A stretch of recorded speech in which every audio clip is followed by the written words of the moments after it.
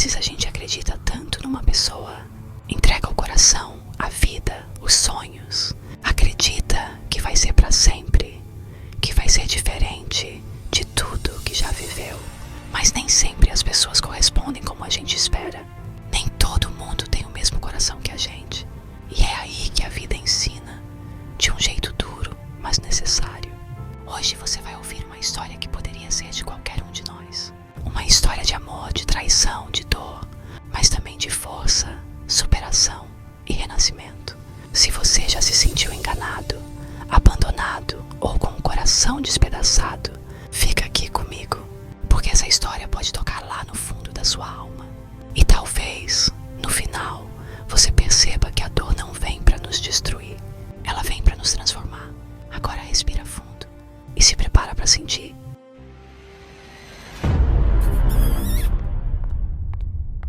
Relatos de traição.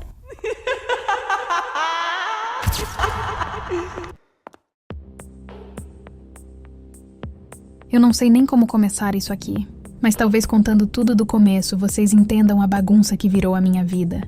Sabe aquele tipo de história que a gente só acredita vendo? Pois é, eu conheci o Rafael há uns 5 anos atrás. Aquele tipo de homem que chega mudando tudo na nossa vida. Sorriso fácil, jeito protetor. Fazia promessas lindas de um futuro juntos. Eu me joguei.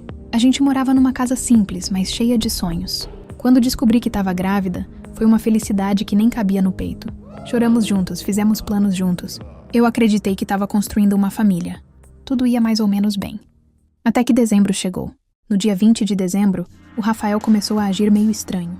Sumia no celular, inventava desculpas, dizia que estava cheio de trabalho e ainda soltou essa. Amor, tô querendo muito passar o Réveillon com uns amigos. Sabe como é, né? Só os parceiros, aquela resenha saudável. Eu, naquela ingenuidade que a maternidade traz, não desconfiei. Como poderia? Eu tava com 9 meses, barriga enorme, e ainda pensando que ele merecia um tempinho de descanso antes da nossa nova vida começar. Só pedi. Amor só não demora, tá? Eu tô perto de ganhar. Pode ser que o neném resolva chegar antes. Ele me beijou na testa e disse que não. Que ia ser rápido. Que ia estar comigo em tudo. Mal sabia eu. No dia 26 de dezembro, eu entrei em trabalho de parto. Sozinha. Sem o Rafael. Sem ninguém. Peguei meu celular, tremendo de dor, e liguei pra ele.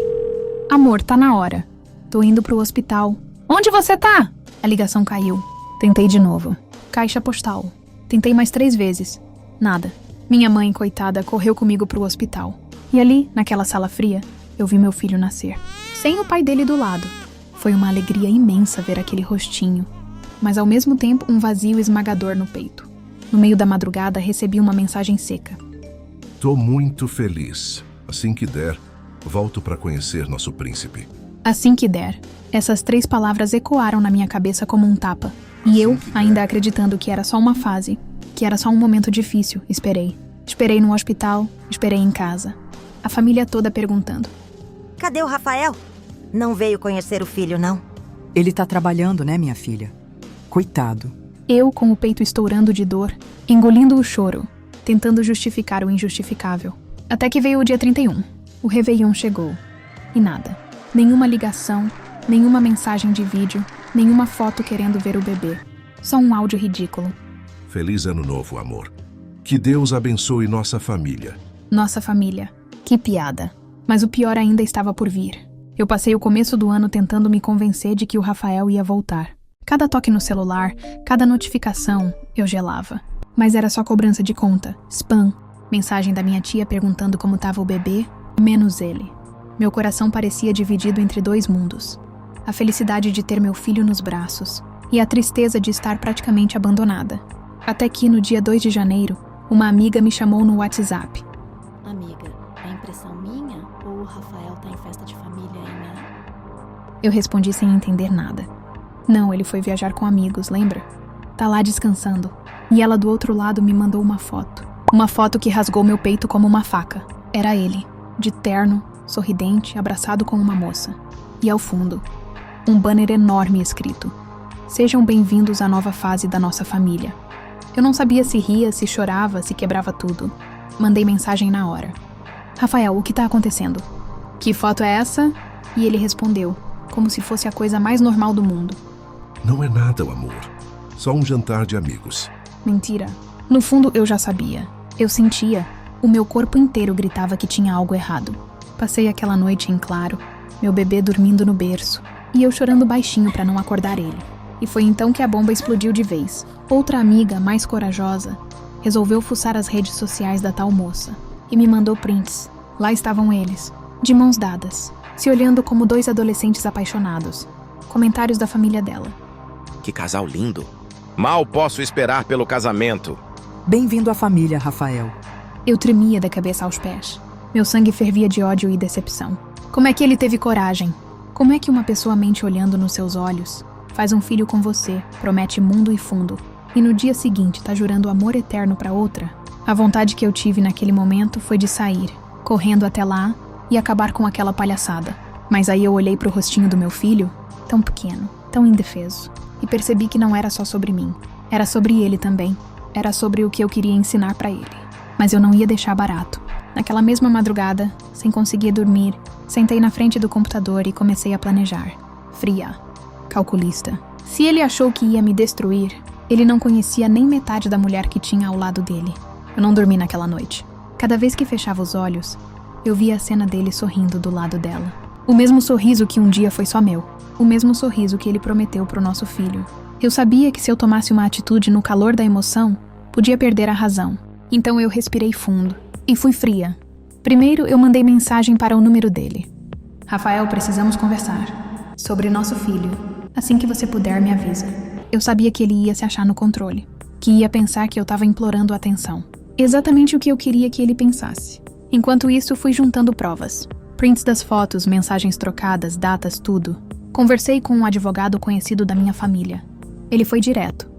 Se ele está mesmo formando outra família, sem se responsabilizar pelo filho, você pode e deve entrar com pensão, guarda judicial e, se quiser, até por abandono afetivo. Abandono afetivo. Aquelas palavras ficaram ecoando na minha cabeça. Não era só sobre dinheiro. Era sobre respeito, sobre dignidade. Na semana seguinte, o Rafael finalmente apareceu. Mandou um áudio. Amor, vou passar aí rapidinho pra ver o menino. Mas é só uma visita, tá? Tô com a cabeça cheia. Que cabeça cheia, né? Cheia de planos de casamento com a outra. Eu respondi firme. Tudo bem. Estaremos em casa. Quando ele chegou, parecia outro homem. Distante, frio, sem nem olhar direito pra mim. Pegou o bebê no colo como quem pega um pacote qualquer. E eu, tremendo por dentro, só observava. Depois de uns minutos de silêncio constrangedor, ele soltou. Então, queria te falar que conheci uma pessoa. E tô pensando em seguir minha vida, sabe? Acho que é melhor pra todo mundo. Eu fiquei olhando pra cara dele, tentando processar. Eu que tinha acabado de dar à luz. Eu que tava com pontos ainda cicatrizando. Noites em claro, peito doendo de tanto amamentar. Ouvindo aquilo como se fosse o final de um contrato. Não chorei. Não gritei. Só perguntei. E o seu filho, Rafael? Ele entra onde na sua nova vida? Ele abaixou a cabeça e murmurou. Vou ajudar no que puder. No que puder. Aquilo foi a gota d'água. Eu respirei fundo e disse. Você vai ajudar sim. Porque eu vou garantir que você tenha essa responsabilidade, nem que seja na justiça. Ele ficou pálido. Gaguejou. Não precisa disso. A gente pode resolver entre a gente. Mas eu já tinha decidido. Não era mais ele quem mandava na situação. Era eu. E foi aí que comecei minha vingança de verdade. Nos dias seguintes, entrei com ação de pensão alimentícia. Solicitei guarda exclusiva. E com todas as provas em mãos, processei ele por abandono afetivo. Mas eu queria mais. Queria que aquela moça soubesse exatamente o tipo de homem que ela estava levando para a vida dela. Então mandei uma mensagem anônima para ela. Quer conhecer o verdadeiro Rafael? Dá uma olhada nessas datas e fotos. Anexei tudo. Fotos do nosso casamento, imagens do bebê recém-nascido, prints de conversas em que ele falava que mal podia esperar para ser pai. Não sei como ela reagiu na hora. Mas alguns dias depois começaram os boatos. Amigos em comum vieram me contar que o casamento deles foi cancelado, que a família dela estava revoltada, que o Rafael tinha sumido das redes sociais. E eu estava em casa, deitada na cama, meu filho dormindo no peito, sentindo pela primeira vez em meses paz. Não era alegria, não era felicidade, era algo melhor. Era a certeza de que eu não tinha deixado ele me destruir. Mas ainda faltava uma coisa, uma última coisa que eu precisava fazer. Por mim. Eu podia ter parado por aí. Muita gente teria parado. Mas dentro de mim, ainda tinha uma ferida aberta que precisava ser curada. Era como se eu precisasse olhar no espelho e me reconhecer de novo. Não como a mulher traída, não como a vítima, mas como a mulher que sobreviveu. Então, um dia tomei uma decisão. Eu ia recomeçar. Para mim, pelo meu filho. Comecei fazendo pequenas coisas. Mudei o corte do cabelo. Arrumei meu quarto. Tirei tudo que lembrava ele.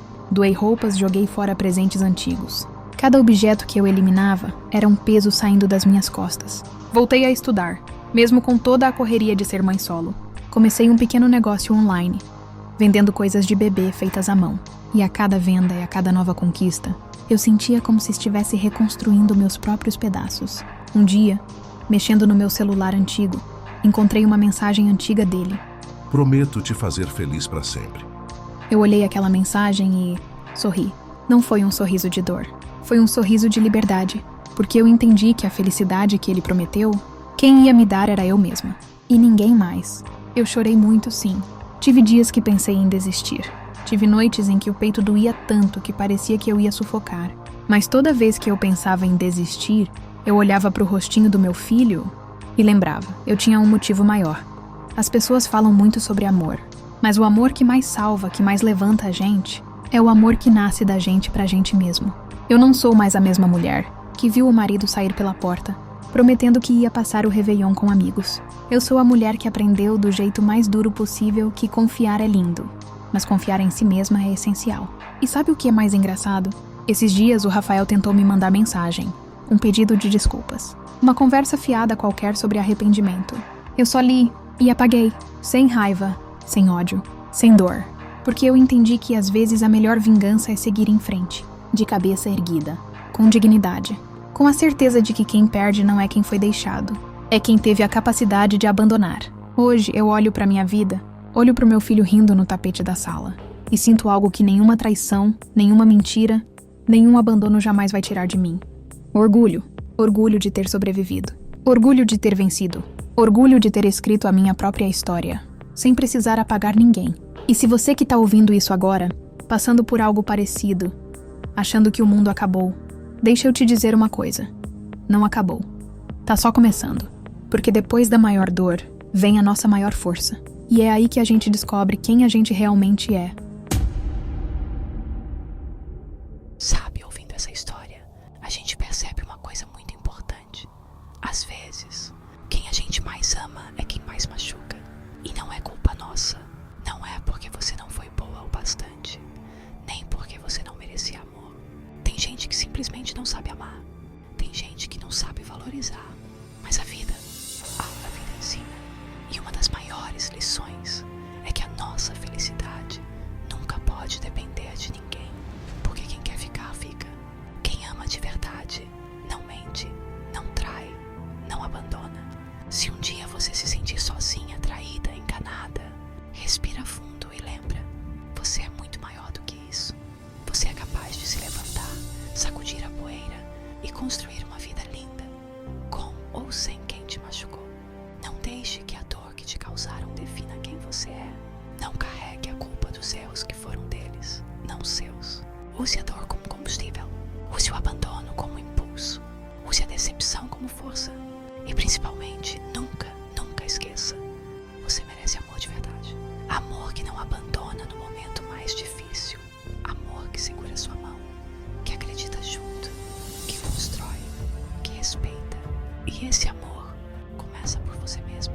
Então, se um dia o mundo te virar as costas, vira as costas para a tristeza também. Levanta a cabeça. Cuida do seu coração. Cuida da sua história. Porque no final das contas, quem escolhe o final da nossa história somos nós.